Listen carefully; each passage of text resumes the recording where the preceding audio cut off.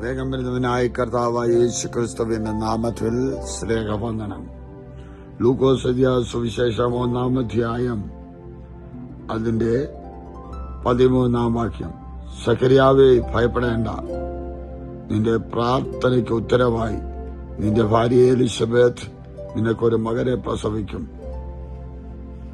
അവന് യോഹന്നാൻ എന്ന് പേരിടണം. കൂറിന്റെ ക്രമപ്രകാരം ശുശ്രൂഷയുടെ നറുക്ക് വീണ് പന്നാല് ദൈവാലയത്തിൽ ദൈവിക ശുശ്രൂഷയ്ക്കായി കയറുന്ന സഖറിയാവിനോട് ദൈവത്തിന്റെ ദൂതന്റെ ശബ്ദം മുഴങ്ങുകയാണ്. സഖറിയാവേ, നീ ഭയപ്പെടേണ്ട.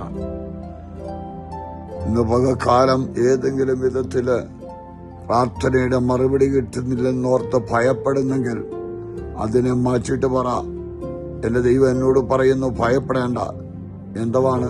നിന്റെ പ്രാർത്ഥനയ്ക്ക് ഉത്തരവായി ചോദിച്ചതിന് മറുപടി നീ ആഗ്രഹിച്ചതുപോലെ അല്പം വൈകിയെങ്കിലും, മനുഷ്യർ നിന്ദിച്ചെങ്കിലും, മനുഷ്യർ തെറ്റിദ്ധരിച്ചെങ്കിലും ഇല്ല, നിന്റെ ദൈവം അങ്ങനെ നിന്നെ വിട്ട് അപമാനിക്കുന്ന ഒരു ദൈവമല്ല.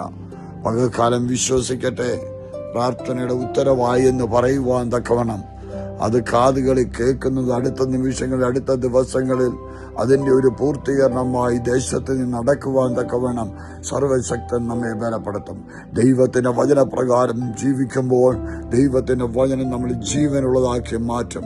അല്ല, ശൂന്യതകളെ മാറ്റിക്കൊണ്ട്, നിർജീവാവസ്ഥയെ മാറ്റിക്കൊണ്ട് ദൈവത്തിന്റെ മഹത്വമേറിയ അനുഭവത്തിലേക്ക് ദൈവം തന്റെ ജനത്തെ നടത്തുവാൻ ശക്തനാകിയാൽ ആ ദൈവത്തിൽ ആശ്രയിക്കട്ടെ. വിശ്വാസത്തോടെ പറ, എന്റെ പ്രാർത്ഥനയുടെ ഉത്തരവായി ആ ശബ്ദം എന്റെ കാതുകളെ മുഴങ്ങുന്നു. അടുത്ത നിമിഷങ്ങളിൽ, അടുത്ത ദിവസങ്ങളിൽ അത് ഞാനും പ്രഖ്യാപിക്കുമെന്ന് പറഞ്ഞുകൊണ്ട് ധൈര്യത്തോടെ വീണ്ടും നമുക്ക് ആയിരിക്കാം.